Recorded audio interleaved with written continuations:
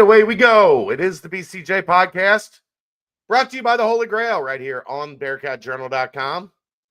As always, we are live from the Cincy Light Studios. And make sure anytime you are down at the Banks, anywhere downtown, you stop by and see our good friends at the Holy Grail. Get yourself a delicious dinner, lunch, whatever it may be.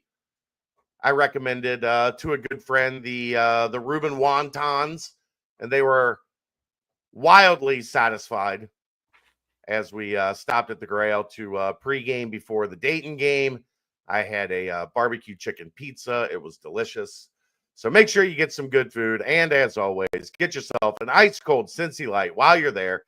Every Cincy Light that you buy at the Holy Grail, they will take an additional 50 cents and donate it back into the Cincy Reigns NIL fund. All right, let's get to it. Dave, how you doing, buddy? I'm doing quite well, thank you. Quite well. Quite well, yeah. Christmas was good. Christmas was great. You know, mom and dad always throw a great Christmas Eve, Christmas Day get together. I think the number spending the night this year was 18. Wow. So we stayed up That's very a late. lot. Oh yeah. I think we've been 20 before. I don't know if it's ever gone more than 20. But it's a lot of fun. There is a whole lot of food that we eat, a whole lot of wine that we drink, and it was a good time. Mr. Will had a very, very strong Christmas. So I mean, he was up shooting dice until like midnight. Oh, almost. I mean, like, yeah, Almost. almost Midnight adjacent. We were playing the, like the saran wrap game where you put the prizes in and try to unroll the big saran wrap ball with, we use oven mitts or whatever, and you throw the dice. Whoever rolls doubles, that's when the person has to pass it to the next person. He was the dice man, rolling for everybody. And then at one point I was sitting over at the bar and I just hear, "You're bringing this kid to Vegas, baby." And I'm like, oh God, we've already started. He's only 5. So, but we did a little, Kelly's mom. So we'd kind of do a split. Like we do breakfast at my dad's, and then we hang out with Kelly's family, and then we go to my uncle's. Fortunately, Kelly's aunt, where they do Christmas, and my uncle live one street apart from each other. So that makes things a little easier to navigate on Christmas Eve or Christmas night. But yeah, I'm never jealous of the folks and I have friends, family situations and whatnot. Never jealous of me only having to go to one house for both nights or for one night, I guess, and then the next day. But yeah, the driving all over to go to different places, not something that I am missing out on. So they did a little, like they had red Solo cups and they covered it with like the stuff that goes in the bags. Yes. The whatever like tinsel or like no, or the like paper yeah, I got you. Whatever that's called. But you cover the cup and then you put something inside of it. You cover the cup, put a rubber band on it, and we were taking like bows, and you take the sticky part off and you throw the bow, and wherever it lands, you get that cup. Oh, okay. I think they hid $50 total, and then it was like candy and then sure. Whatever, a bunch of other stuff. And I think they hid $50 total, and Kelsey and I walked out with 40 of it. And everybody was kind of upset that they think Aunt Linda rigged the game so that we could win. I was just like, look, man, Kelly was here and making sure that Kelsey and I got all the money. Yeah. She could tell you which cups they were, but you still have to get them on the right. Get them to stick on there. So yeah, I mean, we had Post-it notes and dollar bills and scratch a whole bunch of just random, Those are always fun. stuff. But Always a yeah, good time. we'll had a good time with the games. So, but yeah, That's good to hear. got some home field shirts. Shout out to the sponsor. Promo code BCJ24 if you want to do some post-Christmas shopping at Home Field Apparel. Got a yourself taken Bearcat care of. shirt and a Tennessee shirt. But yeah, it was good. Yeah, good. It's it is still Christmas is hard, man. Oh yeah. You think you're okay, but you're not. Yeah. I ended up just hanging out in the garage at my uncle's house. And whoever walked through, they had one of those propane, like industrial that you see at restaurants. Cranked that bad boy on, and I just sat there in the chair and watched TV out in the garage and kind of kept to myself. Yeah, I understand. It was Kelsey was inside playing with her cousins, so she was happy. As long as she's happy, everything's good. That's right. But yeah, we've got some Bearcat stuff to talk about today. I don't know exactly what. We're just gonna kind of wing it. So this is a great episode that if you guys have stuff you want to talk about in the chat, it is encouraged to contribute to this show because they didn't make a bowl game, so we don't have any bowl game stuff to talk about. We will talk about the Dayton game a little bit because we haven't had your thoughts on the Dayton game. But other than that, they're we don't start back up basketball until Monday. So while this is a special episode tonight on a Thursday, also be aware the BBP this week is going to be on Sunday because UC Kansas State is Monday night. Yes. So we're going to be bouncing around a little bit this week as we get back to normalcy in 2025. But we can go ahead and get this bad boy started. Talking some basketball. As always, it is brought to you by Home Field Apparel, as Dave just mentioned. Got some good home field gear. Was it all UC stuff, or did it vary? No, I got a Tennessee basketball shirt. There you go. And a UC basketball shirt. Did you get Rachel anything Michigan State or no? No. You don't buy green? No, she got no knock to Home Field in their apparel. She got something much nicer that more ladies would like than basketball t-shirts. I'm not going to ask. I'll do that. You can keep that to yourself. But go visit our friends, homefieldapparel.com. They have the best selection of authentic, retro UC apparel. You name it, they've got it. T-shirts, crew necks, quarter zips, jackets, windbreakers, pullovers, joggers, socks, hats. Home Field does a great job kind of mining through all the different marks from the past and the present for UC, and they bring it to life in a wide array of apparel, and not only for UC, but almost every college out there. So if you've got a split household, you can get pretty much whatever you want. Go to homefieldapparel.com and insert code BCJ24. That will get you 15% off your order. So if you're looking to spend some of that Christmas money, go to homefieldapparel.com. BCJ24 will get you 15% off. We did hit on, a lot of the Dayton game on Monday on the BBP, but you are someone that has a little bit different view on that one, as you're a little bit more familiar with Dayton, being, your dad has season tickets and you at least keep an eye on them. You're not an avid Dayton basketball watcher, I don't think. But no, I go to. He takes me to one game a year. I don't even know what game that's going to be yet this year. But yeah, I thought obviously coming out the way they did, especially on the defensive end, very encouraging.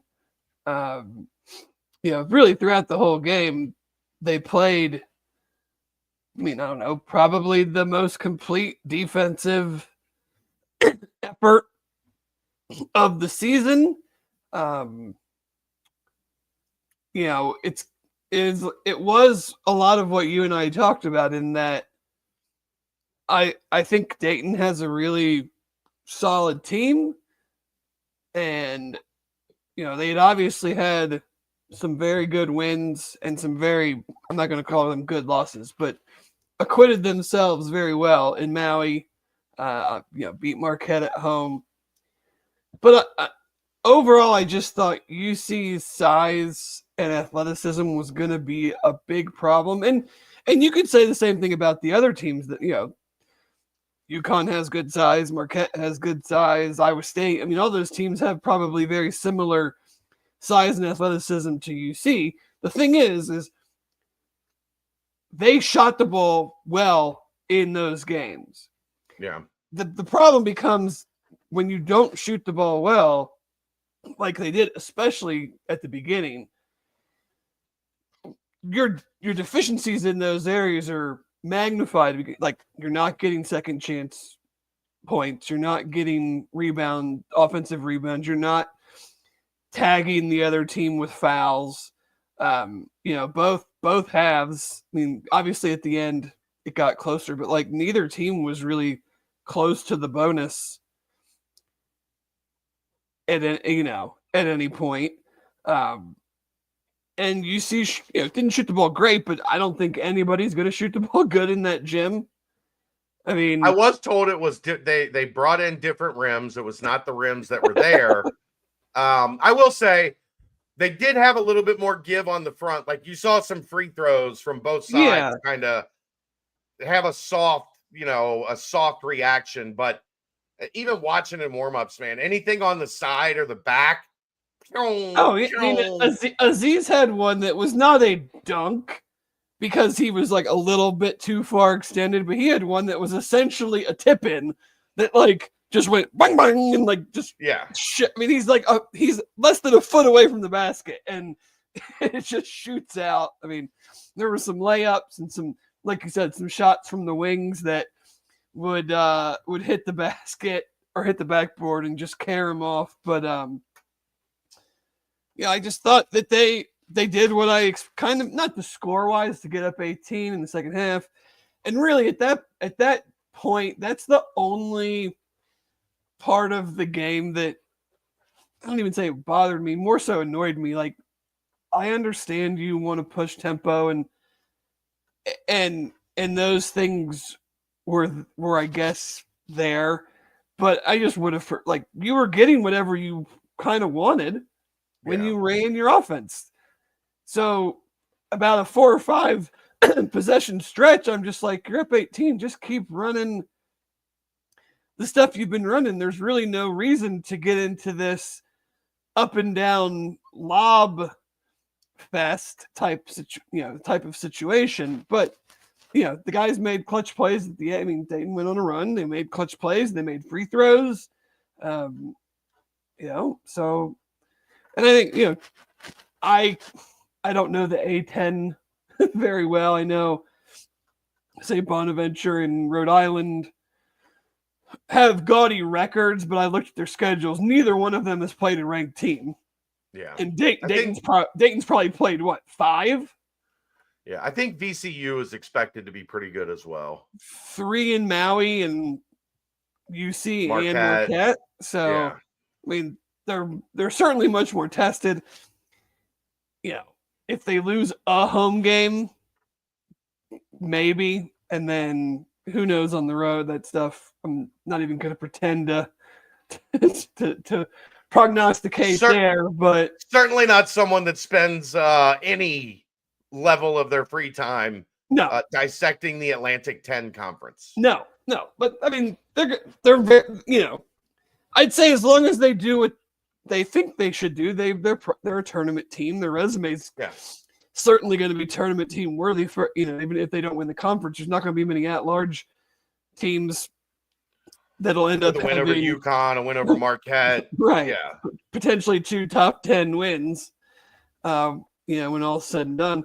But from the Bearcats' perspective, I thought they played well. I think it's, and I don't know if this probably won't be the case in a lot of Big Ten games, but it is nice that not that he is a throw the ball kind of a clear out guy, but you might say otherwise. It feels like Aziz, at least from like an attacking perspective, has taken a step offensively.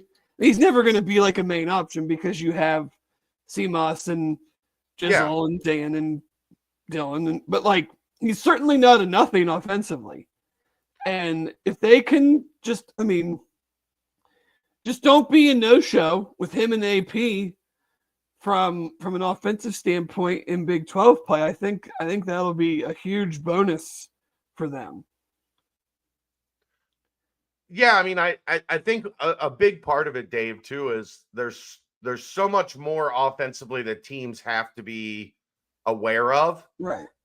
That they can't, and we're going to see pretty quickly in Big 12 play how teams defend it.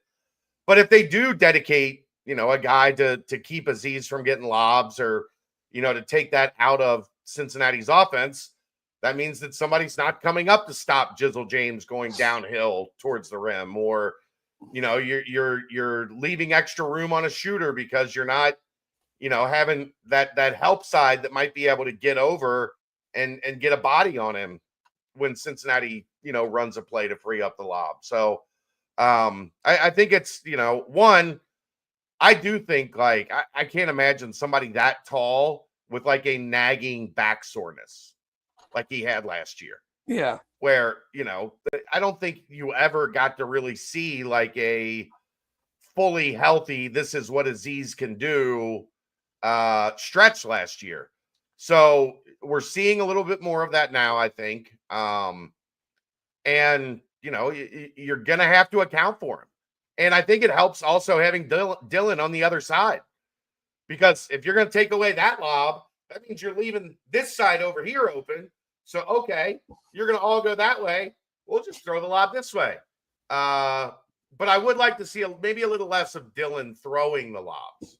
Yeah. Instead, more of him catching the lobs. Yeah, I mean, like that was my point. It wasn't that I'm not. You have to throw him. Aziz is wide open. Right. You got to throw him. But I want it like Jizzle throwing them from the free throw line, not Dylan throwing them from outside the 3-point line, while Aziz is still like working his way to the area. I mean, the one he had where he like was in front of the rim and tried to like reach all the way back. I mean, like, just you can get that literally anytime you want.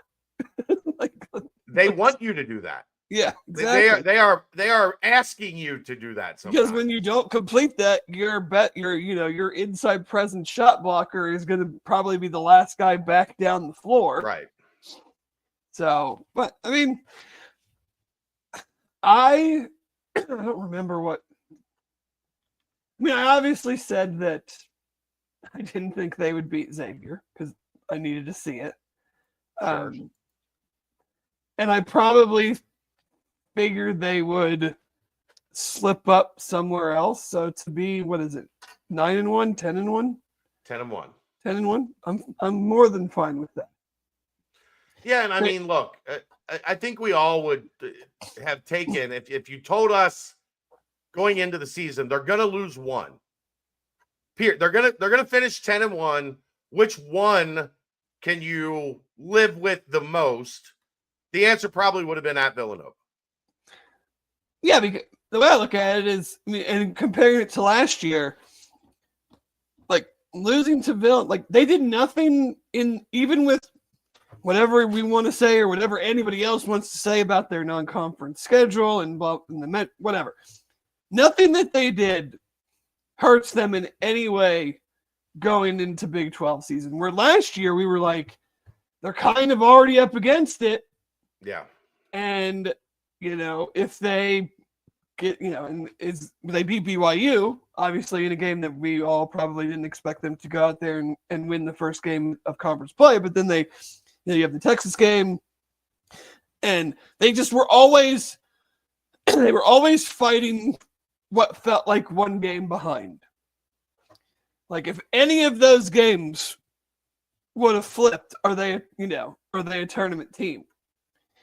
And this year they're not fighting that. I don't think losing to Villanova hurts them one single bit.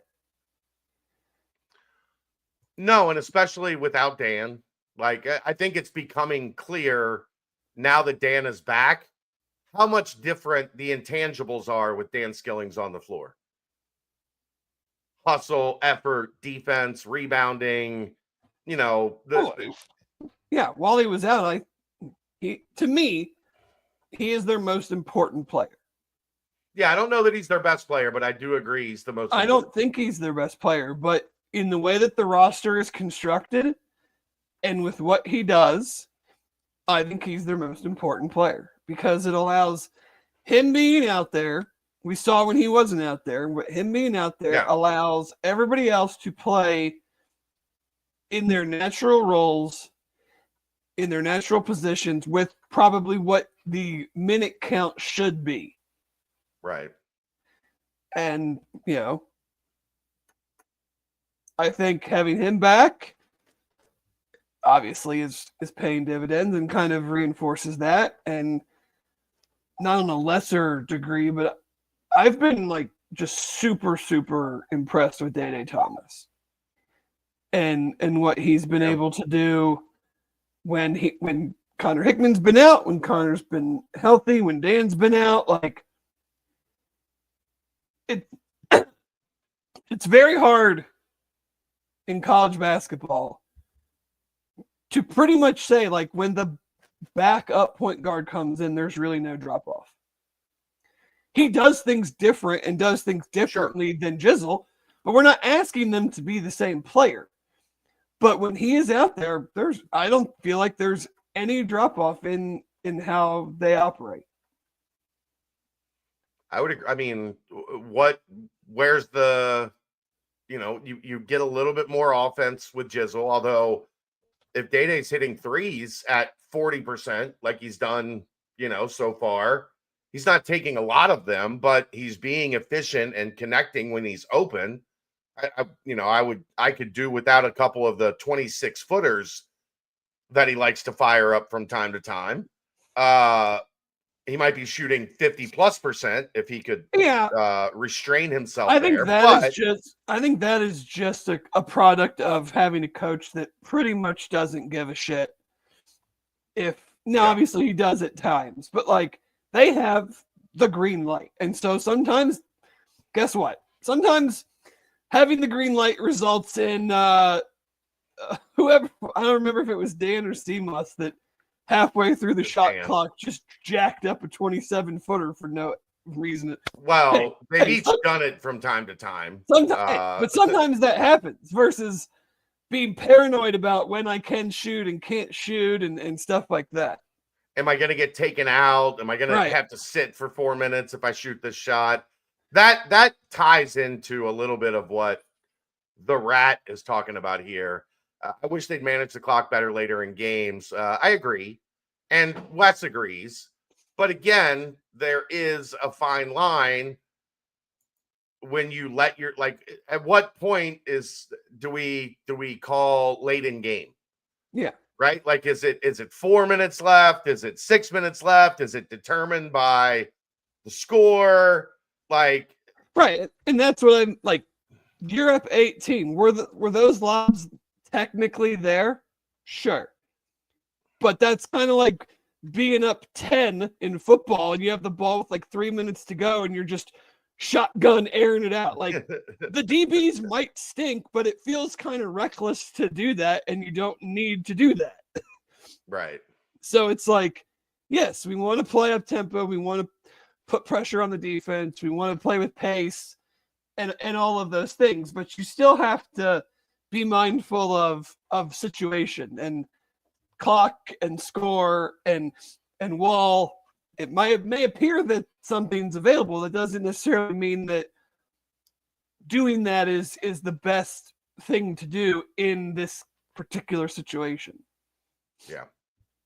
And look, they got to get better at it. They have to, and I don't think there's going to be a whole lot of up 18 with 7 minutes left in Big 12 play. Maybe there will be. I mean, Dayton was a ranked team with great metrics, and they were up 18 with 7 minutes left. Well, So I mean, I think it's safe to say the Big 12 is not as good as we thought it was going to be.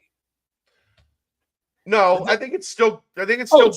It's still really good, but like The SEC is significant. If that's the conversation, right. that conversation is put to bed. The SEC No, is the SEC the best has basketball conference 5 teams in the top 10, I think. Yeah. Or top 12. Well, that's right how now. the season started for the Big 12. Right. I mean, and the SEC these teams are still good, but they've just taken more losses than I think we would have expected. Yeah. So, especially at home, like maybe, but yeah, you still have to. I mean, you're kind of going back to Day. I think in some of these Big 12 games, in the kind of winning time situations, will we see maybe those two, him and Jizzle, on the floor together more, just from a defensive and free. Oh well, you just saw Day really. Right. What's been fascinating is Jizzle hasn't really been on the floor in a couple of those situations. Xavier. It's been Day and Dayton. Was it Dayton too? I mean, not like it was. Jizzle was the point guard. Like when they played Jizzle, or Day was the point guard. When they brought Jizzle in with him, like they were both on the floor. But right. in terms of like down the stretch of games, Villanova, Xavier, and Dayton, Jizzle has been kind of the stalwart at that point guard position, which because of his defense, that's not an incredible shock. No. And he plays good defense without fouling. He keeps the other, because a lot of times in those situations, what is the other team trying to do? Get to the paint quick. They're going to spread out. They don't want us to shoot 3, so they're going to let us go shoot a 2. We're going to do that real fast. And then when they inbound it, we're going to foul. Right. Do that whole song and dance for as long as we can. Well, you have a point guard that is an elite ball defender without fouling, so he's going to be able to, make them work harder to get the ball to the basket. And then he's a good free throw shooter, so it's not a real surprise that he's on the floor at the end of the game, like in a situation like that where you're winning and the other team is trying to extend the game and come back. And, the likelihood is if they need offense, we'll probably see a little more Jizzle. If they're down 4 right at the final media stop, there's a good chance we'll see more Jizzle James in those situations. So look, again, we've talked about this a bunch, Dave. It was quite the gamble to trust the point guard situation last year to 2 guys that had never dribbled a basketball in Division I. But they got the talent evaluation part of it right. They got the character part of it right from both guys. And now you're in a situation where you have 2 seasoned veterans. And I don't know that there's many teams in the country that wouldn't trade their point guard situation for the situation Cincinnati has right now. Now maybe somebody's got a better starting point guard. I don't know that anybody's got a better backup situation than Cincinnati does, but I think there's a whole lot of people out there that look at what Wes is doing right now and going, yeah, I would gladly take those 2 and figure it out from there. Oh yeah.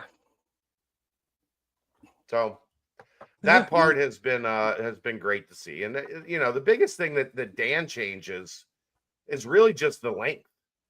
Like they are considerably more opposing with Dan out there. One of the point guards, Dan, Dylan, Aziz, AP, like mix and match however you want. But with Dan in the mix, all of a sudden they go from they got good size to these guys are one of the biggest, longest, most athletic teams in America.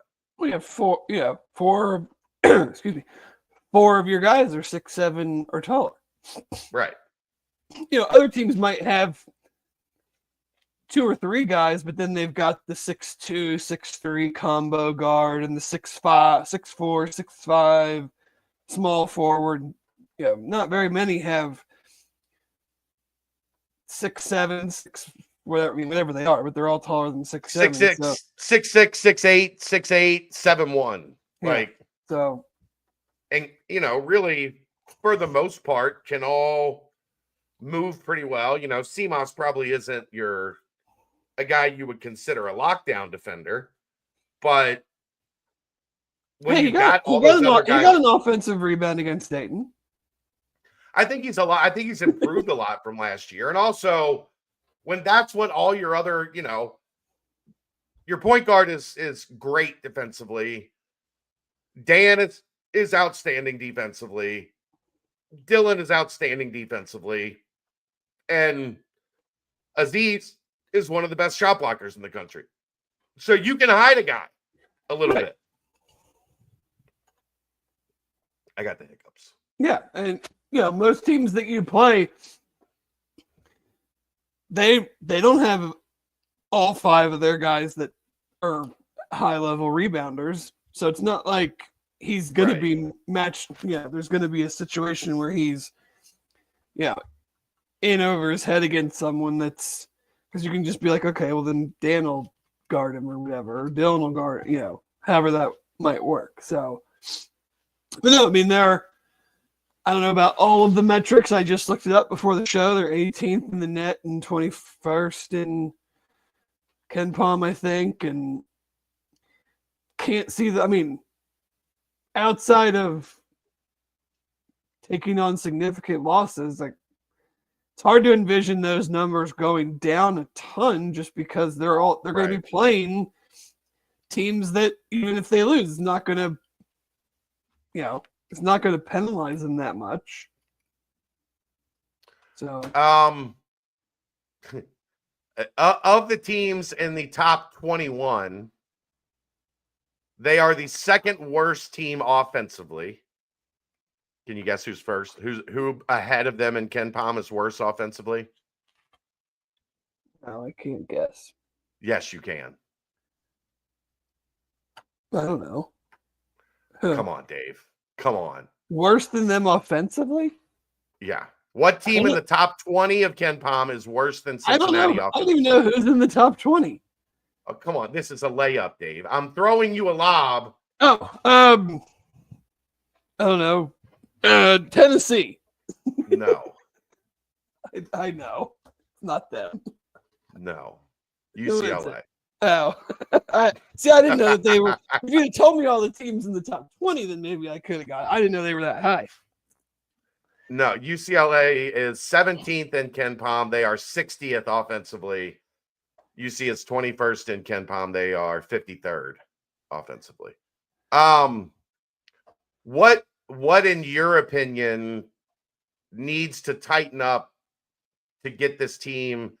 They're not going to be a top 10 offense, but they can be, I think, 10, 15 spots higher than what they are now, which significantly improves their chances to make a run in the Big 12.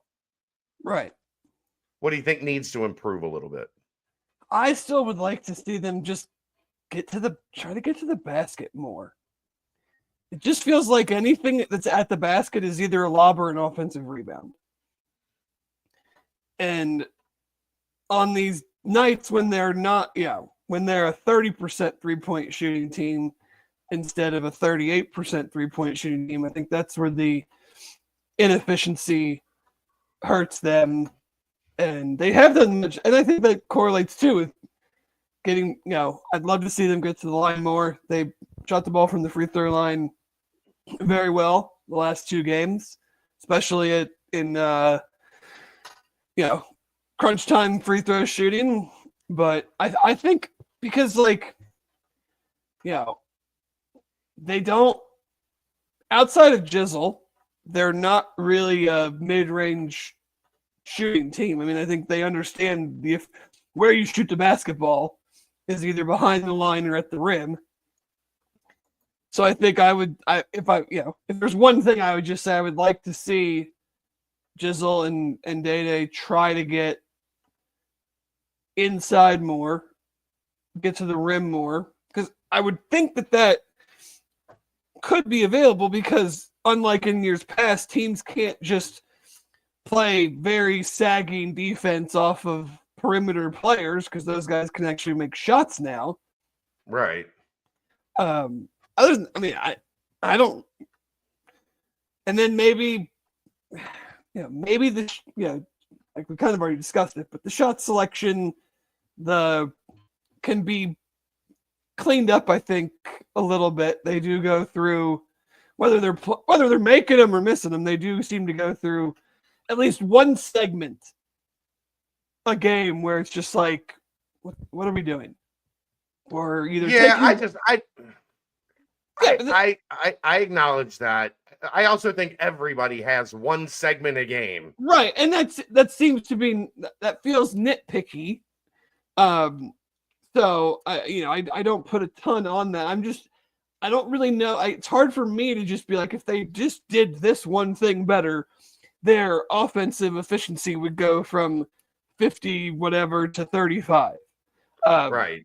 It's hard for me to necessarily identify that exact thing, other than me just saying like I wish they could or would try to get to the basket more.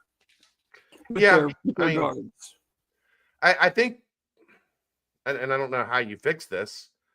You just got to do a better job banging in open shots against better competition. Like, I know the better the competition gets, the more you get a little sped up, the more you're trying to maybe be a little bit more perfect. But like, and I can look back at Dayton and Xavier and Villanova, and they just missed a bunch of open shots. Like, ball moved well, found the right guy, open three, didn't go. None of those teams are what I would call elite on defense. No, they're all okay. They're all top 50-ish. Right, but that's what you're going to see. That's what you're going to get every night, pretty much. Right. Or way better, so. And, I going back and like watching through some stuff, they do have one issue that I don't know that they're going to fix. And some of it is just the nature of this is not a team of necessarily quote unquote foot soldiers. They are not a great screening team. Yeah. Like, you don't see a lot of, other than like Aziz standing at like half court, he takes one guy out a game, it feels like. Which, how do you not notice the 7-foot alien standing there at the circle waiting to take you out? But it doesn't feel like in the half court they're a great screening team, which I think, I don't know that's obviously you can work on it, but like guys that set good fundamental screens, one, generally average about 4 points a game. Because they know their job is to just go out there and screen everybody to death. And two, I don't know that you teach somebody that, like mid-season. Yeah, it does seem that, I wouldn't say too often, because it can't happen that much, or they wouldn't be scoring at the clip that they are and winning it the way they are. But it does seem that more than a little bit, when they get into the half court, they're struggling to, kind of, if a team's really playing a solid possession of defense, they seem to struggle and end up, too many rush shots at the end of a shot clock or violations, and that might have something to do with what you're saying, is that they're just not, if that first action, or maybe even if that second action isn't necessarily there, they're not in a position to really spring that, whoever that might be, for a possession or a play that's kind of unguardable. Like Houston, I've always felt like Houston was able to do that these last couple of years, was you'd play a really good possession, but then it almost didn't matter at times. Like they would just they would get a guy open, or a guy would make a play off the bounce. And I think maybe that's a spot where we could, potentially see some improvement. But like you said, like there's not a lot of I'm here to do the dirty work, dirty work guys in that main. Which they can get away with because they have great rebounders, and that's usually one of those things that like the dirty work guy does is rebound, but then Dylan and Dan are just freaks. And Aziz has gotten a lot better as Dan has gotten back and gotten into the flow and pulled some attention away. Right. But like ultimately, like you don't have to have one of those guys like a Titus Rubles, or Rashad Bishop. Yeah. They don't have anybody who, and it's not a bad thing, but like has the understanding that my points come from scraps. Right. From hustle, offensive rebounds, and free throws. Everybody that's playing a bunch of minutes, when that shot clock gets down to 15 and 10 and we need a bucket, they're thinking, I'm the guy. I'm going to get that bucket. Right. So as soon as it touches their hands, they're like, I'm shooting. I mean, what? If you were to pick a guy on the roster, I mean, I guess to an extent, like Connor and Day do fit that mold because they, come in and provide great defense and whatever. But like in the sense that we're talking about, it's probably like Josh Reed before you find that guy. And he's what, 10th? He's just 9th, 10th on the roster. The minutes aren't there to truly make like you could make an impact in a segment or something, but like you're not going to make an impact. He's not going to play enough minutes over the course of a game to truly like be an 8 or 9 point, 6 rebound guy that just gets it all off of just, free plays, not off of any. There's no like some of my favorite dudes like Jaquan Parker was that dude. Like he could hit an open 3, but like they didn't run any sets for him, but he still found out a way to score 8, 9, 10, 12 points a game. Well, and you know what Jaquan was perfectly okay with? Your job is to get SK open. Mm-hmm. Like that's your job. Go out there and then go out rebound a 6'10" guy when SK shoots. Right. Like your job is to set the screen on SK's guy and then go to the rim and fight like a honey badger. Like that's your job. But they don't really have that guy. And that again, that's not it's just like they don't have a back to the basket scorer. Right. Like you can't, it's very rare that a team has everything. There aren't a whole lot of UConns the past 2 years where you just looked at that roster and went, shit, they got somebody that does everything. Yeah. Mm-hmm. The teams that do that are usually they have a single digit in front of their name and it's below 5. You can still win. So still win a lot of games. So yeah. Tucker wants to know, and I guess I'll get to mine Sunday night because Brent wants to do this exercise on Sunday. What is, Dave, your prediction for conference play? Ken Palm predicts 12-8.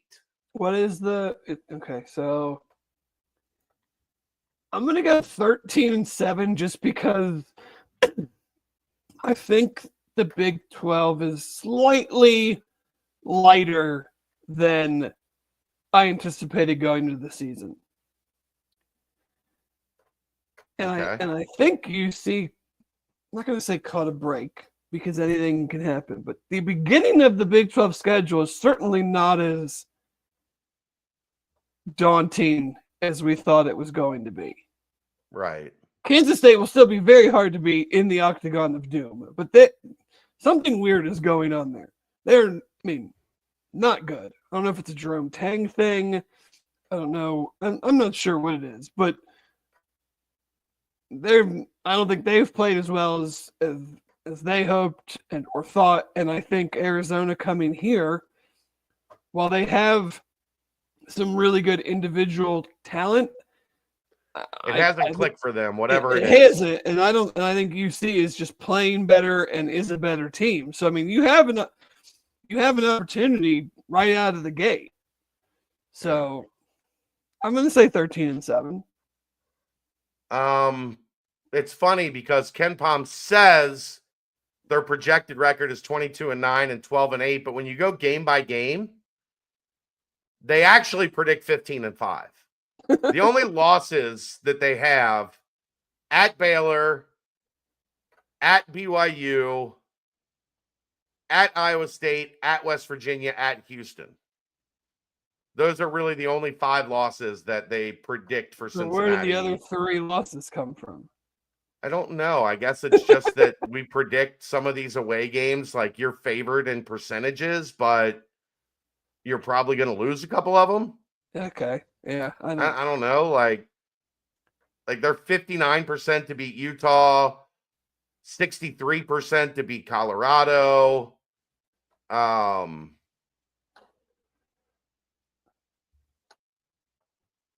mean, I don't know. 74. Like, I don't know where these other where the other 3 losses come from, unless they just say there's a variant of all these games that are inside, a certain number. But I don't know. I don't either. It looks to me like they're predicting 15-5, which I think that might be good enough to win the league. Like I don't know that there's anybody that's going to roll to like a 17-3 conference record. It seems very unrealistic that this conference right now, with the teams the way they're playing, outside of maybe Iowa State, but like, who's going to roll through that thing and lose less than 5 games? I still think Houston is really good.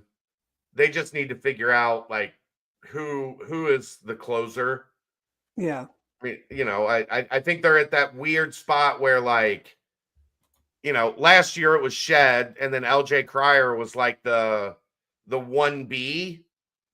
Cryer's moved up to 1A, but nobody's stepped into that next spot. Mm-hmm. So, then you're a little bit easier to defend at the end of games, but they're still a really, really good basketball team. Yeah. I mean, the one loss that's kind of a head scratcher, but like they lost to Auburn and Alabama. Like right. those 2 teams are outstanding. Mm-hmm. So, but yeah, I think 13-7 feels right in my head. I have a hard time getting to 14 or 15, even though I think they have enough talent to do so. Yeah. Just think, man, this is a league where you have a bad week, you go 1-2 or 0-3. And then the math on 15-5 becomes damn near impossible. Right. And there's going to be a bad week in this league, or 2 or 3. Like I'm fascinated to see how this 20 games in 10 weeks goes. Mm-hmm. That teams are going to be pissed, Dave, by the middle of it. Not even by the end of it, by the middle of it. Sure. What you reading? Is it good? No, I'm just looking at UC's schedule as far as like looking at it in segments, and it's really, I don't know. It's top and bottom heavy, or like not bottom, but like middle of February. That whole like Iowa State, Baylor, Houston. Well, they have at Iowa State. Games. Yeah, probably I would say the hardest stretch is at Iowa State, at West Virginia, then TCU and Baylor at home, and then at Houston. Yeah, to me, that's probably the hardest stretch. That first 4-game stretch is not a whole lot of fun. I mean, if you're looking just at Ken Palm, right? Arizona's 24, Baylor's 18, and Kansas is 8. But then it's a lot of Colorado, Arizona State, Texas Tech, BYU, Utah, West Virginia, UCF, BYU, Utah. Like that's what I said when the schedule came out. I think there's a stretch there in that middle portion where you can get a little fat. Like if you're playing well, you might be able to give yourself a little breathing room and be on the other side of what we were talking about last year. Right. Well, last year it was everybody else is fighting and clawing, you might have a little, not a breather at all, but Yeah. You might be in a position where if you lose a game or two, all of a sudden the math gets real hard. That's what we Right. talked about the entirety of last Big 12 season. It felt like I just don't see the math. I don't see the math creating a path of where they want to get to. Yep. But you're going to have to take advantage of it because that is I think that is by far the most important stretch from January 15th to February 11th, that 1 month stretch. At Colorado, Arizona State and Texas Tech at home, BYU and Utah away, West Virginia at home, UCF away, BYU and Utah at home, Iowa, and then the Iowa State game. I mean, those 2 trips to Utah are going to be tough, but BYU hasn't been as good as maybe people were anticipating, I think. Yeah. Utah, the Madsen twins are going to want their revenge, I suppose. But UC's 59% to win that game, 76% to win West Virginia, 65% to win at UCF, and then 74 and 83% to win against BYU and Utah at home. Right.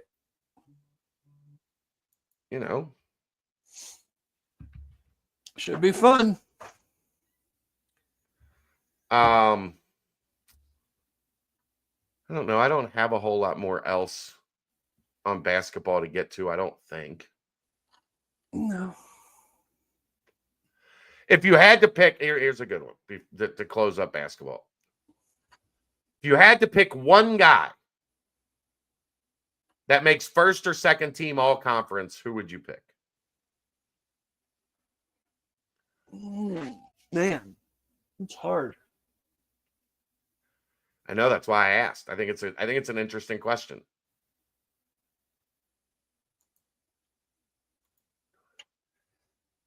I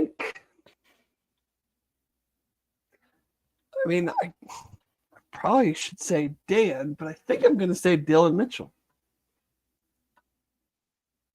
Okay.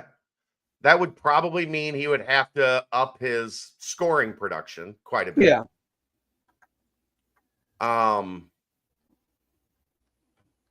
I think for me, just because of how much interest he garnered right at the beginning of the season, yeah, it's CMOS. Yeah.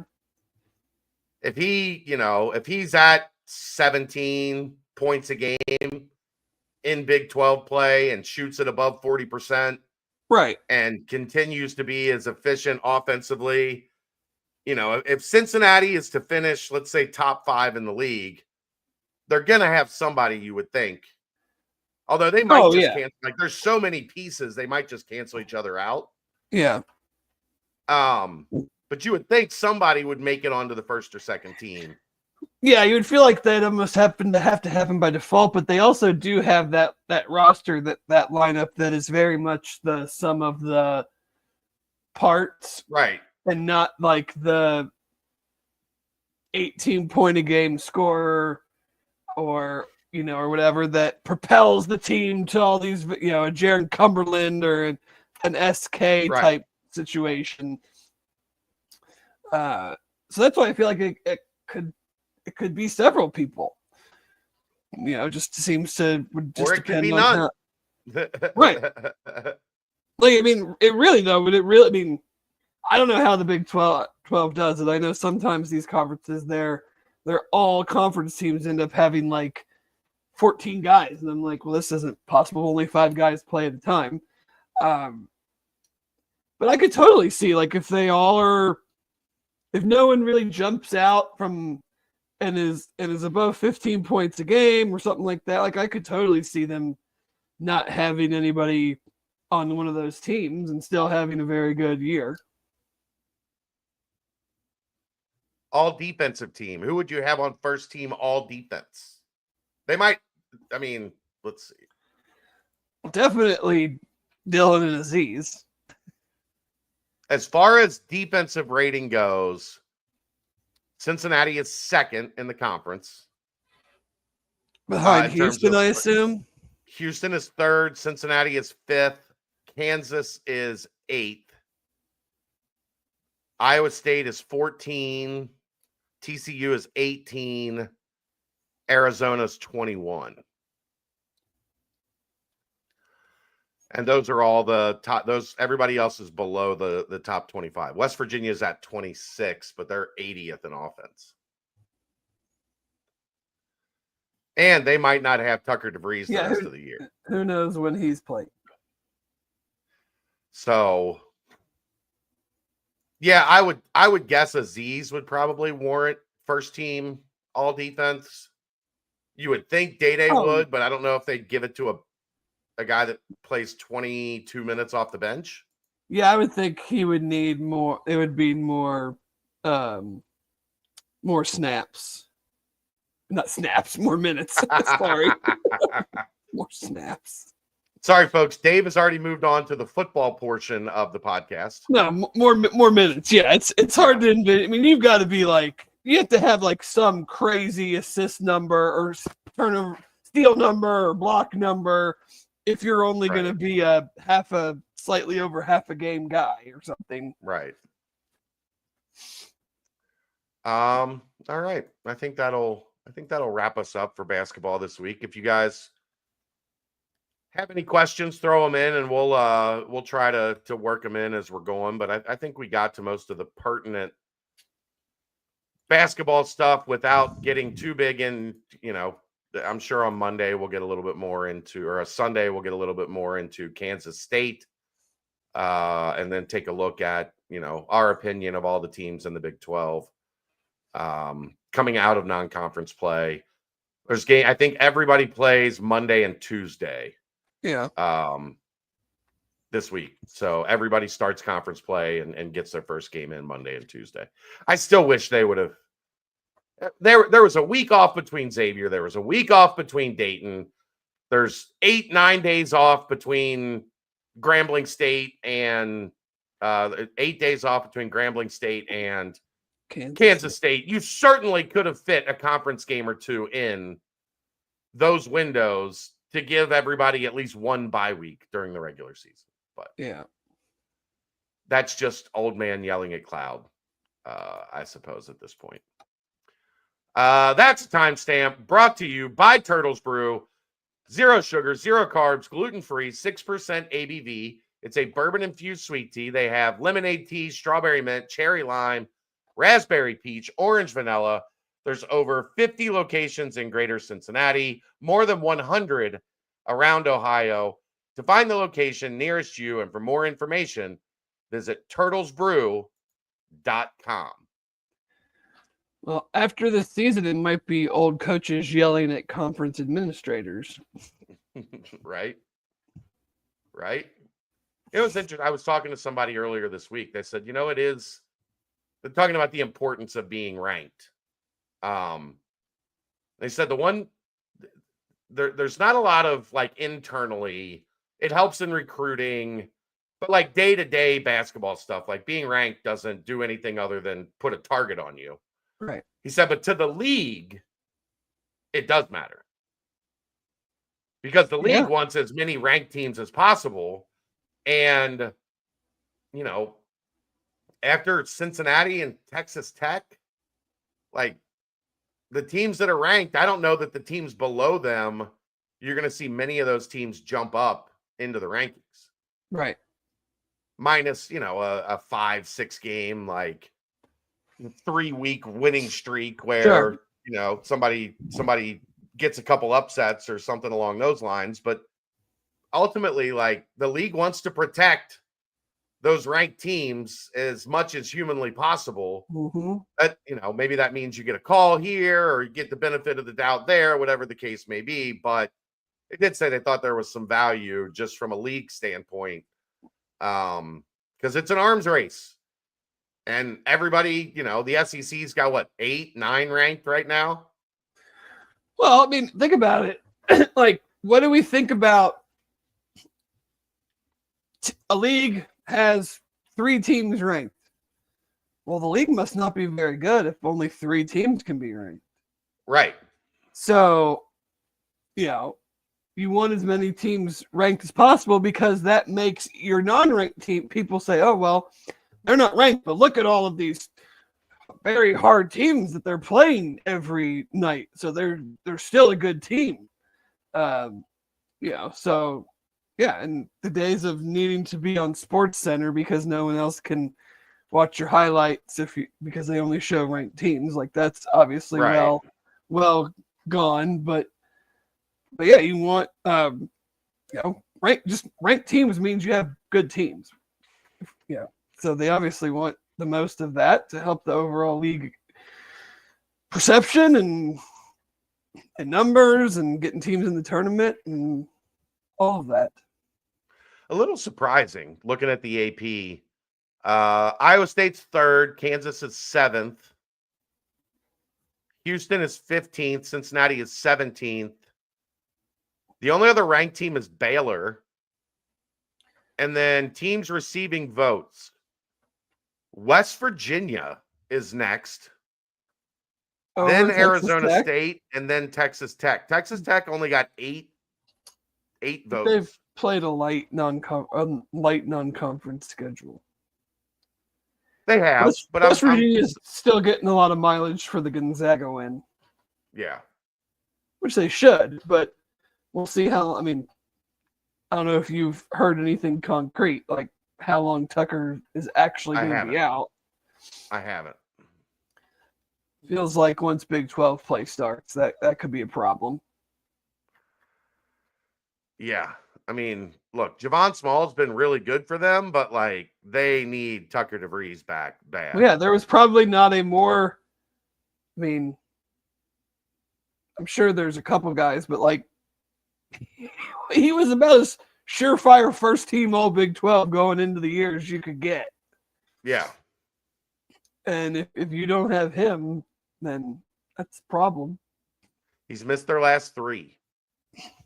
But Javon Small, 19 points a game. Almost 20, 19.7 points a game.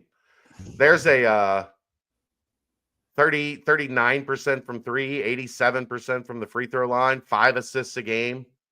There's a first team all conference guy. Yep. Would love to have had him, but I just don't know where he would have fit on this group. That would have been a square peg in a round hole trying to make that work with Jizzle and Day Day. Sure. Let's get to closing out 2024, Dave. Let's be honest. 2024 wasn't a great year for the Bearcats. No. I think that's factual. I mean, basketball had their moments, from the start of conference play through the end of the regular season last year. They had another little mini run in the NIT, but like there wasn't anything they didn't like win at Kansas or, knock off Houston. Like they won some tough games. They held serve. Once they got their footing and kind of got over that lose every close game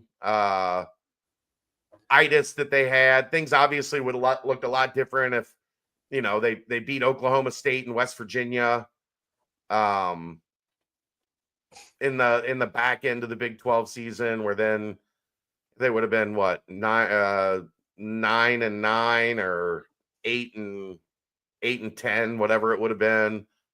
That would have had us looking at them in a different light, but those things didn't happen. And then football didn't have a great year.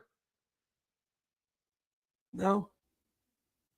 So when looking back at 2024, like I was thinking about this today, like, yeah, I guess there's some moments here and there, but I don't look back at 2024 and think, man, will we ever, like after January 1st, are we ever going to, other than what, ending the losing streak in the shootout?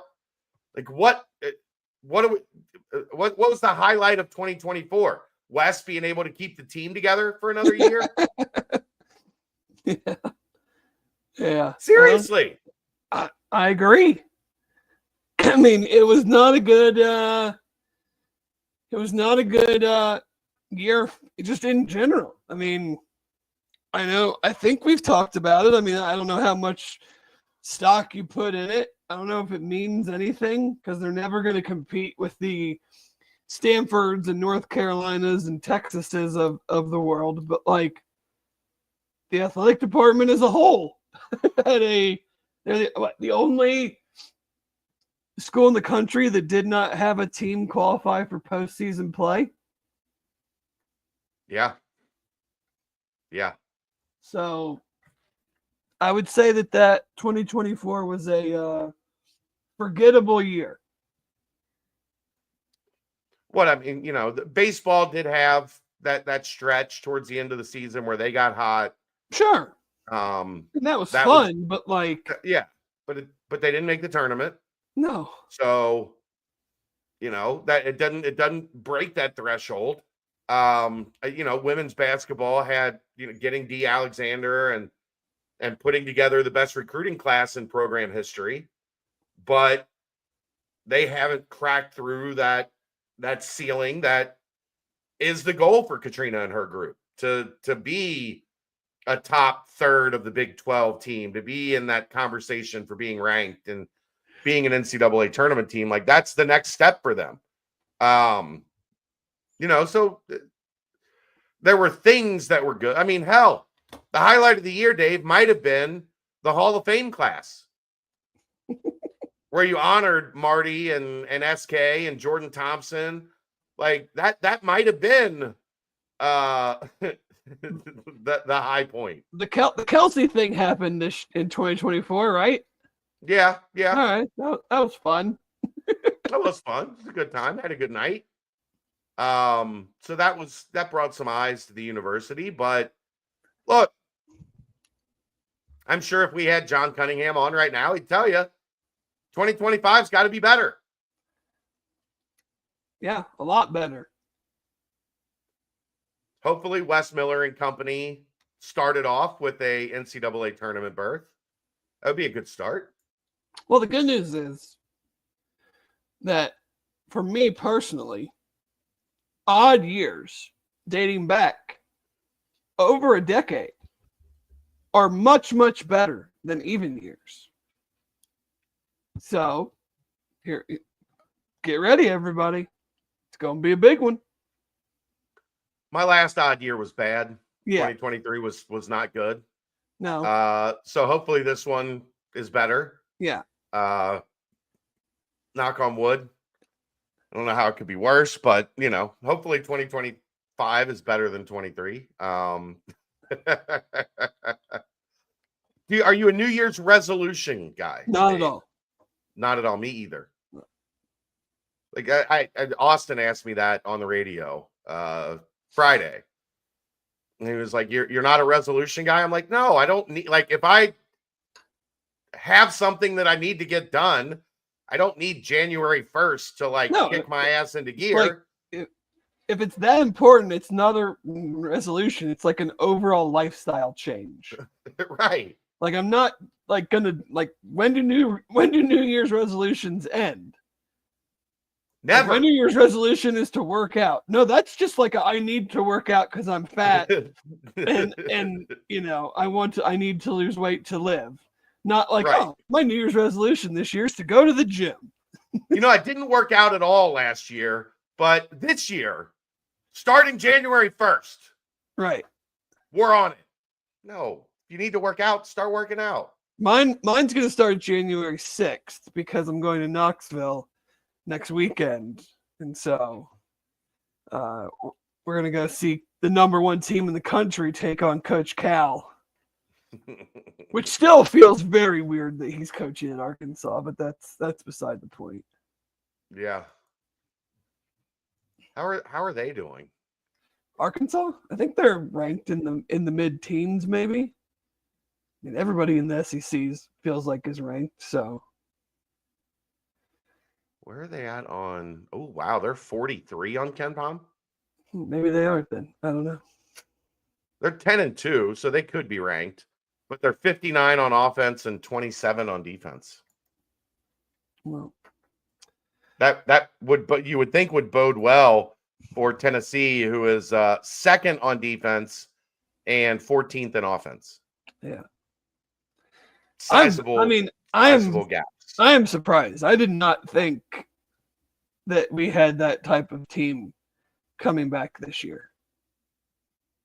Something, you lose your best player. Sometimes it's the year at, like, it's the Peyton Manning thing, right? They lost other good players too. Like I didn't like they had a big transfer to Arkansas and a big that I liked even more as a freshman. I'm like, well, great. That means he's going to get a ton of minutes. He transferred to Arizona. So I was like, what is going on? So, but anyway. Yeah. We'll do a quick timestamp there. Turtles Brew, 0 sugar, 0 carbs, gluten-free, 6% ABV, 50 locations and 50 plus locations in and around Cincinnati, 100 or more around Ohio. Visit turtlesbrew.com for more information and locations. A portion of the proceeds go to save the sea turtles. A little bit of football, Dave. We're getting into that. Like, and I think now you're starting to figure out why that first week is so important in the current transfer portal ecosystem. And it's because everybody gets to the end of that first week, like that first wave, and then they figure out, okay, well, we didn't get this, we didn't get that, we didn't get this. This is how much money we have left over.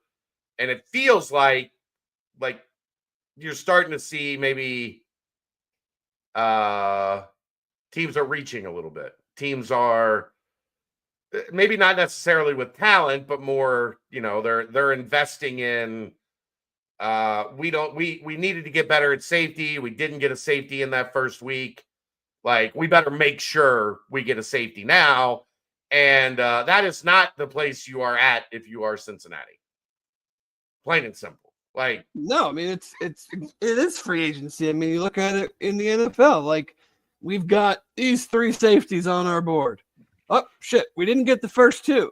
There's a major drop between safety 3 and safety 4. Do we want to pay safety 3 this much? No. But do we want to, is he that much better than safety 4? Yes. So, it's, I still don't love it. I love it for the players. They've deserved it. They've earned it. But the whole system is just something that I'm probably never going to be fully behind, just from a personal standpoint. But I think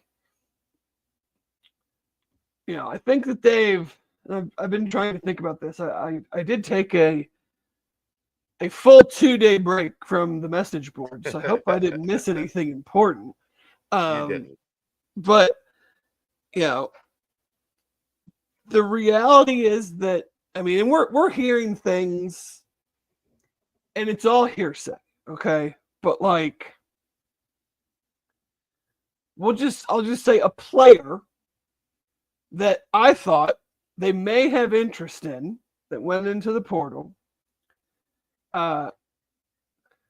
We heard the number of $750,000 for a power 4 player who played didn't have overwhelming success when he played, and was okay. Yeah. Mm-hmm. So just, we're just, and it's hard to, it's the chicken and the egg thing. Well, you can't get good players if you don't give money, but if you don't win, how do you expect your fans to give you the money to get good players? Yeah. And so, that's the part of the reason why I don't like the system, the way that it's set up.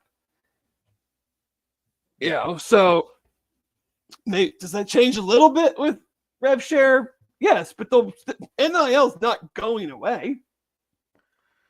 Like, no. Ohio State and Tennessee and Georgia, they're still going to have big NILs to go on top of the revenue sharing money. Maybe you won't see teams as aggressively pushing every dollar to NIL that we've seen. Like, that's in the last 18 months, that's what we've seen. schools have essentially just said, look, stop donating to anything else. Right. Like, just donate to NIL and we'll figure out how to handle the rest.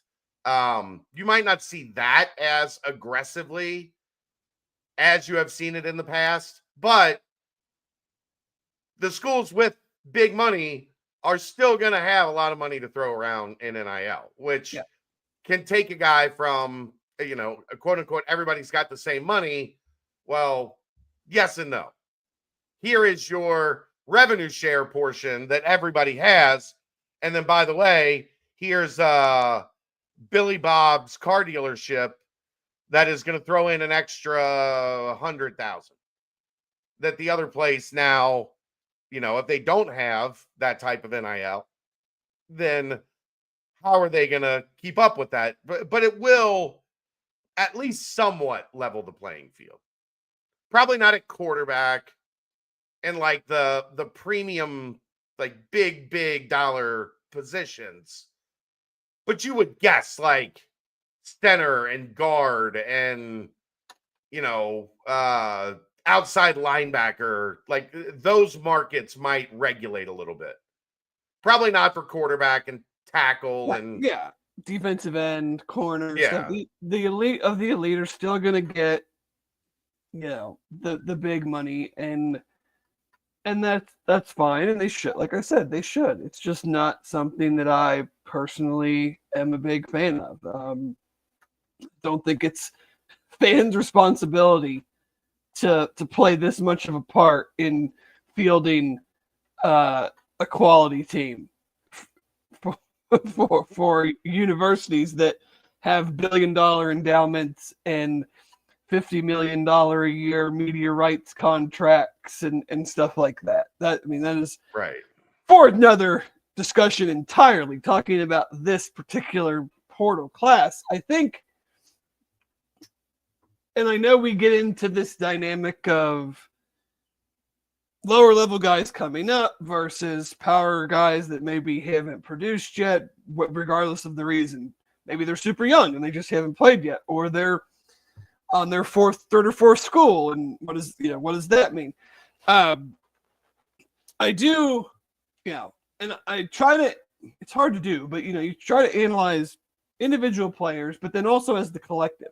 And I think that's where I'm kind of coming in on this is there are individual guys in this group that they have so far that I think are really, really good football players. But as a collective, I'm just not sure if I'm to a spot yet where I'm like, and again, it's not done. So we're kind of talking about a half-baked cake as if it's going to be finished, and it's not.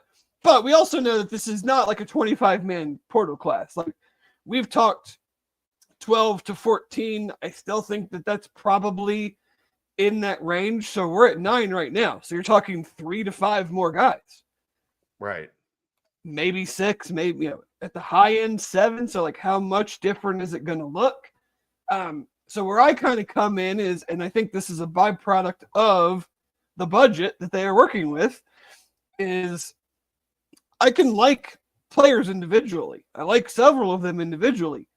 But as a collective, is this group coupled with what is returning difference making enough to elevate the team from 5 wins to more than just bowl eligibility? Yeah. And that's kind of where I'm falling right now, is I'm not sure I'm seeing that.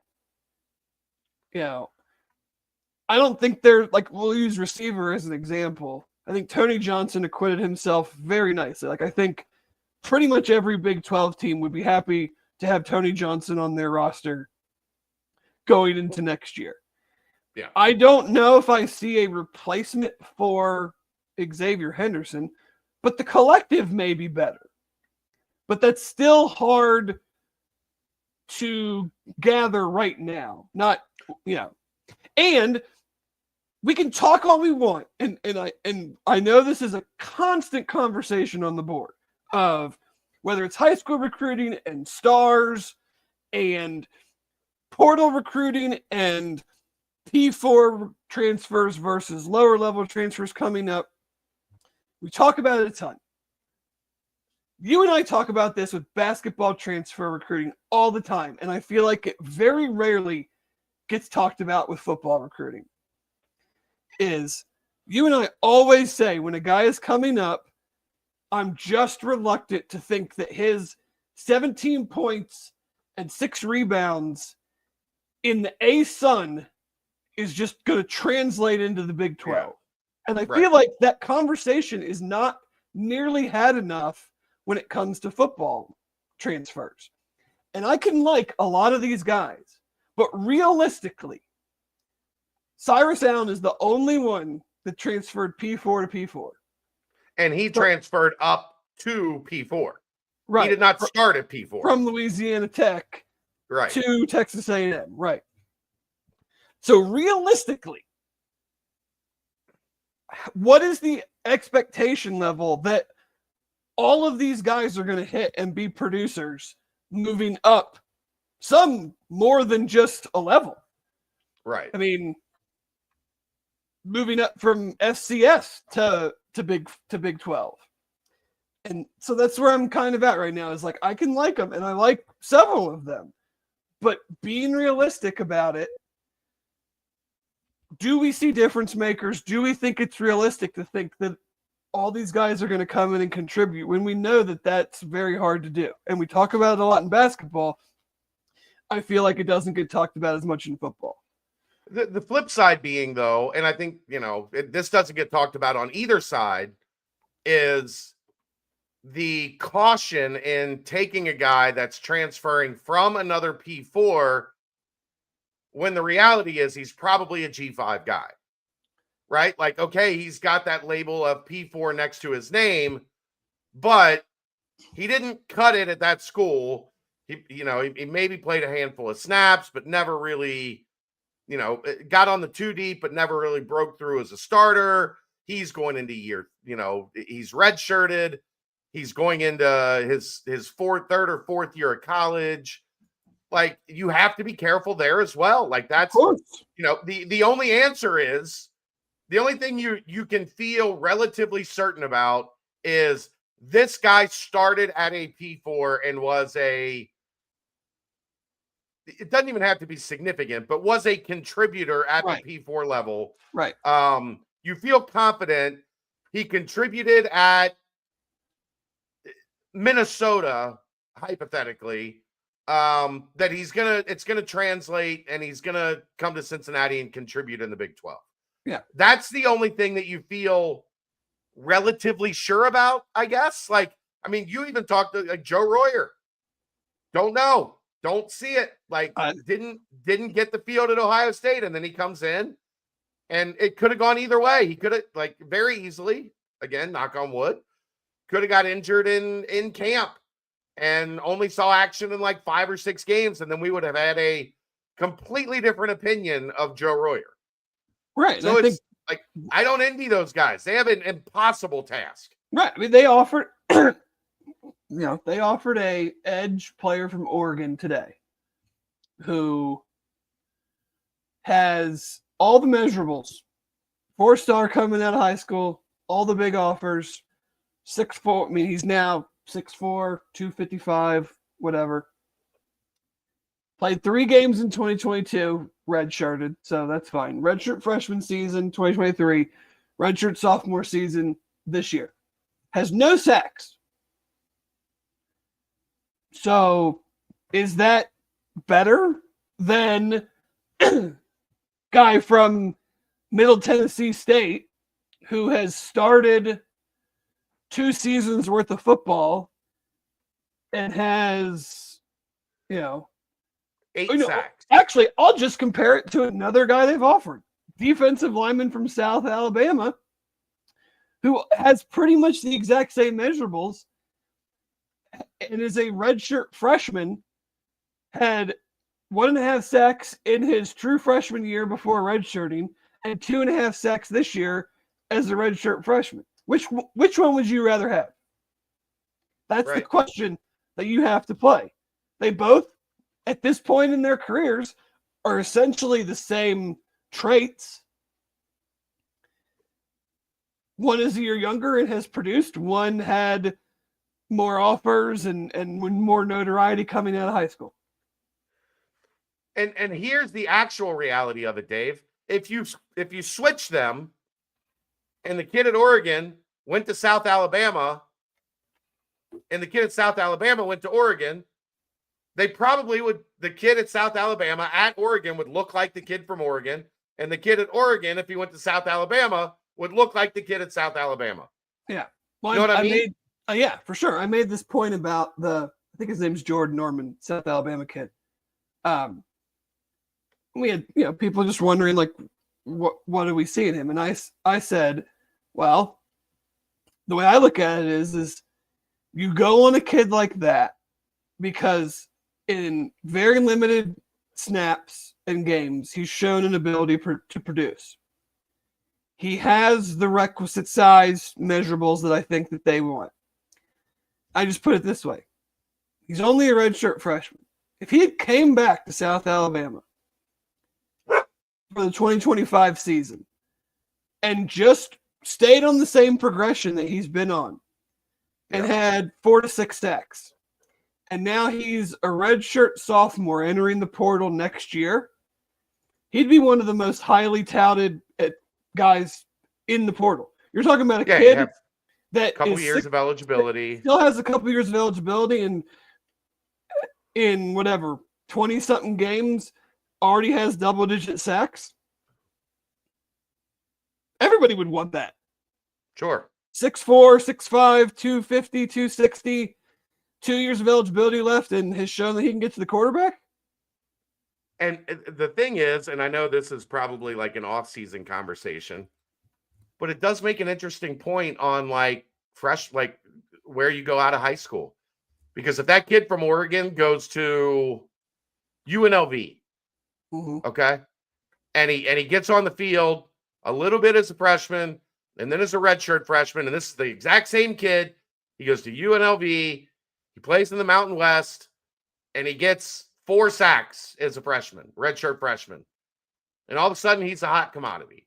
But because he went to Oregon, and he's behind a bunch of dudes that are probably going to play in the NFL, and he can't really get on the field, how much less money is the kid at Oregon going to make than the kid, if the same kid, if out of high school, he went somewhere where he was going to play early in his career to go make more money in year 3? Yeah. It's just how things are changing and how you have to kind of like alter the way you look at things, the way that you like process the information. And I know we have members of the board or members of the fan base that don't see it that way and are kind of out on the lower guys coming up. I will just say that, and it doesn't matter because they didn't get them, but they are not trying to just do that. Like, right. Again, recruiting is a bottom line business. You either you get the guy or you don't. So I'm not going to sit here and go, well, they came in second for this guy and second for that guy, and they were in it. They beat out Alabama for a guy, but he ended up picking a school back in his home state. Like, no one gives a rip about that. Right. But I will say they're not just like being like, oh, what diamond in the rough can we find today?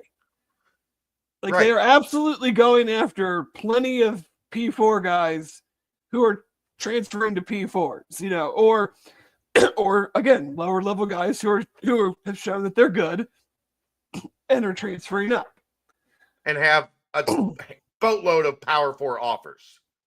I also think that this next wave doesn't get near the attention. There are still a lot of really good players available. Yeah.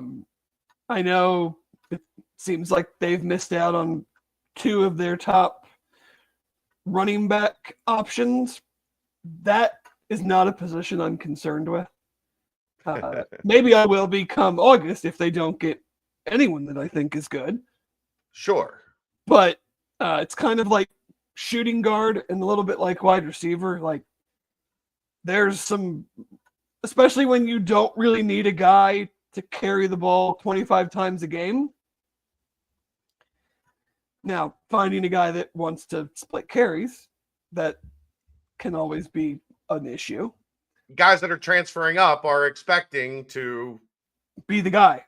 be the guy. Like, that's why they're transferring up. I want to go somewhere else and I want to go somewhere big and be the guy. So, yeah.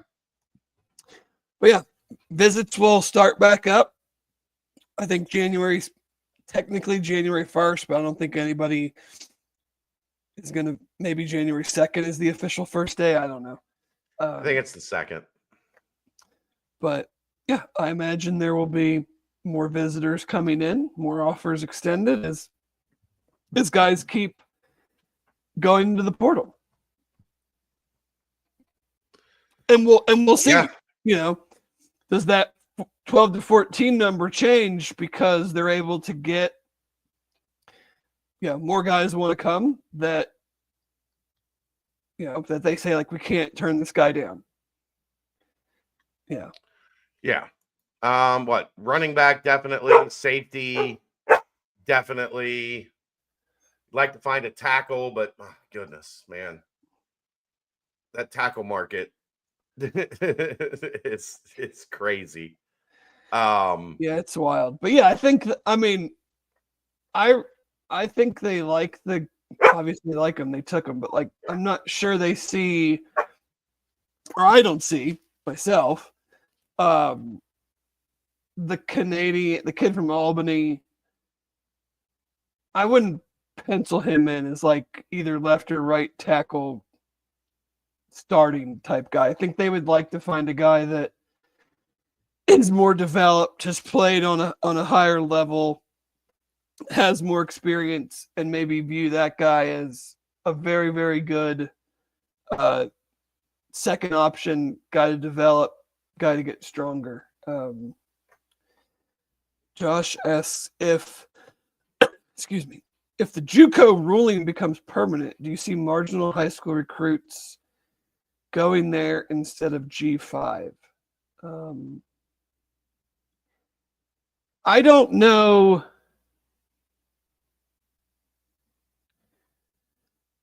I don't know the details of it. Chad, do you know like the true details of the ruling? Are you muted? Yeah, I'm sorry. I know a little, yeah. I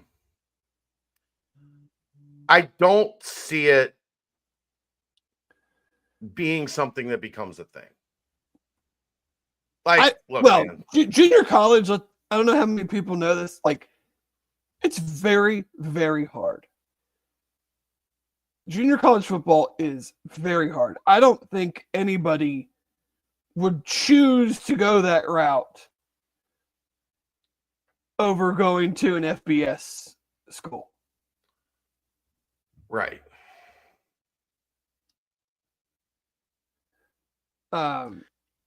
Look, you ever been to a junior college? I don't think I have. It's not great. I've seen those shows they did for a while. It didn't look great. The living situation. Really didn't look like where I lived at UT. Yeah, like you are going to a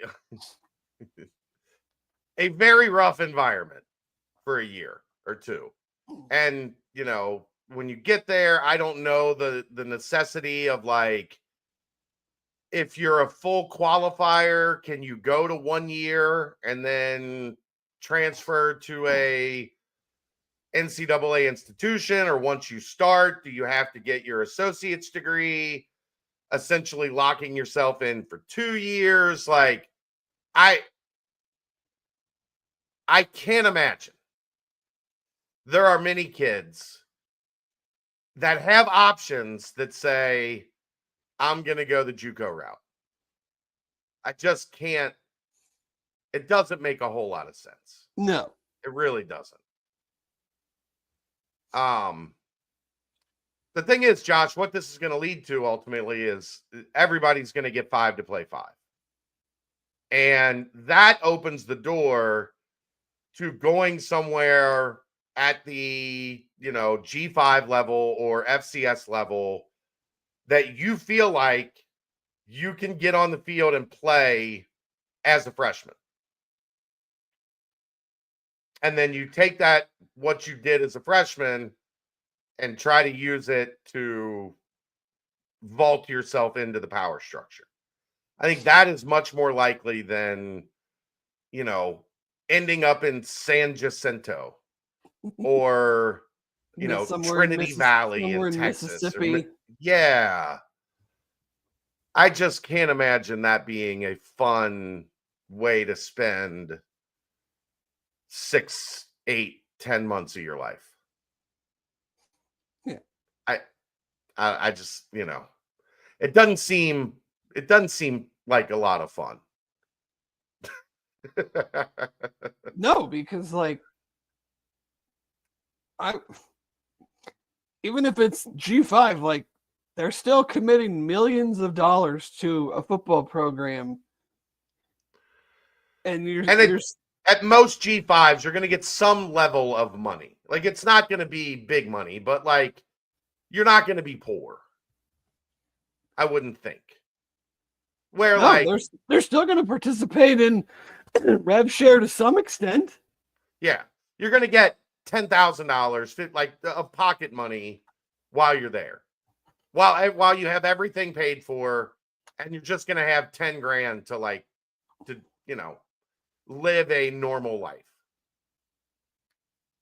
where you don't have to pay for housing and you don't have to pay for food and all the other things that come with an athletic scholarship. And then here's 10 grand to put in your bank account, to get you through essentially the first semester, really? Because you just have to go for one semester. Yeah. You go in the summer, take some summer classes, you go to camp, you play your season out, you enter the transfer portal in December, and by January, your second semester of college, you're potentially at a different position. Yeah. Yeah. So I don't know enough about it. I mean, I know that there are a lot of guys now entering the portal that have a JUCO year somewhere in there. Right. I just don't. I don't see anybody with after this year, after whatever this ruling ends up being or whatever it evolves into. I don't know how that would make anyone want to go JUCO. Yeah, they're not getting any. It's only a benefit to someone who's in college now who has a year in JUCO. I don't know how it ends up benefiting someone that goes from high school. Yeah. And look, maybe baseball has somehow found a way to make JUCO desirable. And I guess it's because I think I could be wrong on this. One of you guys might know. I think if you go JUCO, you only have to go 1 year and then you can declare for the major league draft. You can come out of high school, go 1 year at JUCO, and then you can declare you can stay in and transfer up or because it's right. Because if you go from high school to college, you have to stay. You have to stay X number of 2 years or through whatever it is. If you go from high school to junior college, then you can either go pro or go to college, where you don't have that luxury if you go from high school to UC. Right. So that's why baseball, because the math is different in baseball than it is anywhere else. And I can't imagine the NFL is going to be like, oh, if you go JUCO, you can declare for the NFL draft after a year, but you can't if you go to the NCAA. Right. I don't see that happening. But yeah, I can't see a world where college football players that have options are like, I'm going to go to Mississippi Valley Community College. The show was called Last Chance U for a reason. Yeah, no, Josh, I get what you're saying completely. I just don't know that kids are going to do it. The logic makes sense. But actually pulling the trigger and going to a junior college. There's not many in heavy metropolitan areas. They are generally off the beaten path. You know, I went to this JUCO deep in the heart of downtown Dallas. I don't think it's a thing. There's a couple in California, but yeah, the ones in Texas, the ones in Iowa and Oklahoma and Kansas, Mississippi. Yeah. It's talk to my thing is, Josh, I've talked to guys that have gone to JUCO about their JUCO experience once they've left JUCO. None of them are like, man, that place was awesome. Best year of my life. If I could do that 2 years over again, I absolutely would. So yeah, it's a good question. And on the surface, that's the logic that makes the most sense. Like, oh, well, if they get a free year, then a bunch of kids will, if they don't get the offers they want, they'll go to JUCO and try again. Whew. I don't know. I don't see it. I would take my shot at the G5 school, have a great year, and then I'd be seen by everybody. Whereas even if you have a great year in JUCO, I mean, you're not getting looked at by the same number of schools you'd be looked at otherwise. Right. You might still have to go G5 after the year of JUCO and then use that G5 year to move up again. Like, I don't know. This is also stupid that we have to talk about this. Yeah, it's most of things that revolve around college athletics right now. You could say that about. It's so stupid that we have to talk about this. But yeah, I think, if they could find a tackle, they'd love a tackle. They definitely want a running back. They definitely want a safety.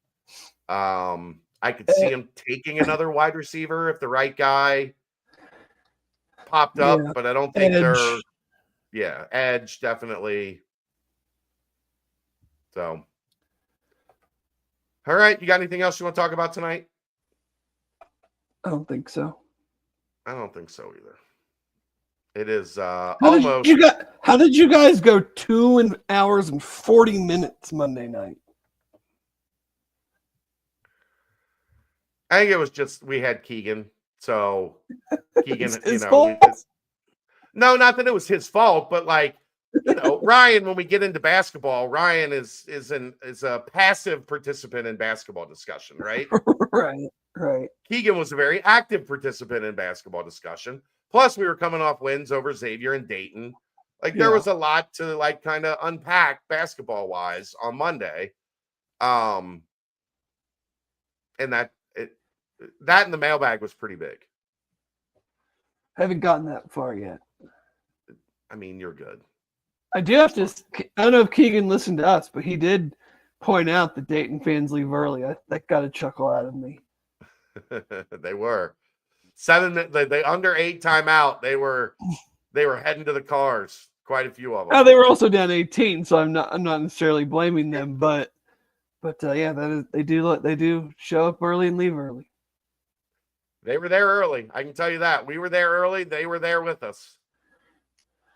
That's a neat trick they do with that powder blue, because that color will stand out in a crowd of anything. Oh yeah. Especially if everybody's in black. The people that are in powder blue are very visible. There's no blending in. So it looks like, damn, there's a lot of Dayton, but really it's about 50-50, I think. It's just that your eyes are attracted to that powder blue instantly. Yeah. Speaking of colors, and I liked the uniform matchup. I do have one critique about the black uniforms, and I'm probably on an island on this. The C-pole in the leg is far too big. I agree. It needs to be a little smaller. Other than that, I love them. Oh, yeah. The C-pole on the leg. I mean, I guess the thought being on camera, it doesn't look as big. It still seems very big on camera.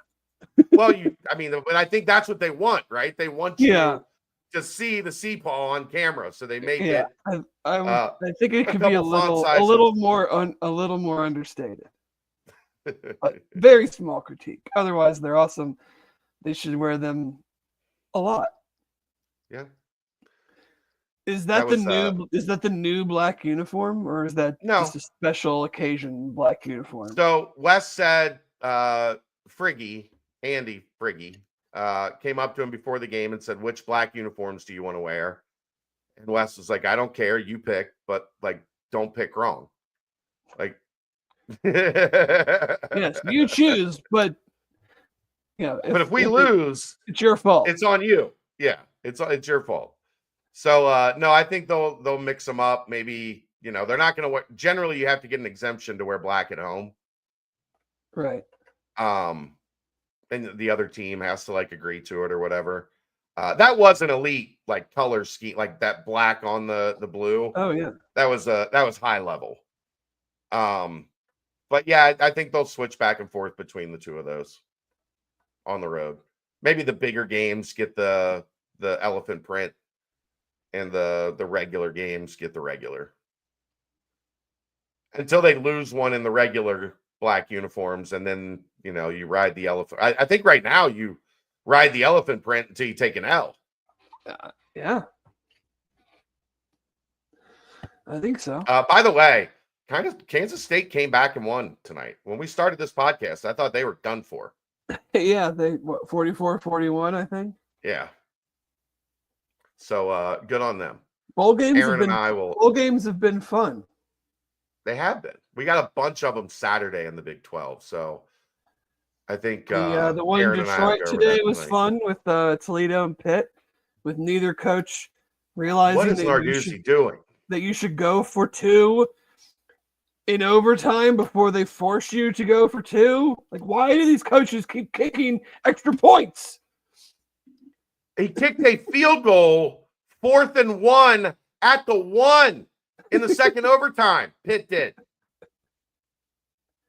Well, they finished the year with 6 straight losses, so whatever. They did. Eat shit, Pitt. That's gonna wrap it up. We'll be back next Wednesday. No, we're gonna do New Year's night. Yeah, because New Year's night. Okay. But there's football games on while we're doing it. There's playoff games, right? Yeah. Yeah. So why not? Okay. Well, we will see you Wednesday. That's going to wrap it up. That is the BCJ podcast, a special Thursday night edition. Thanks to the Holy Grail. Thanks to Home Field. Thanks to Turtles Brew.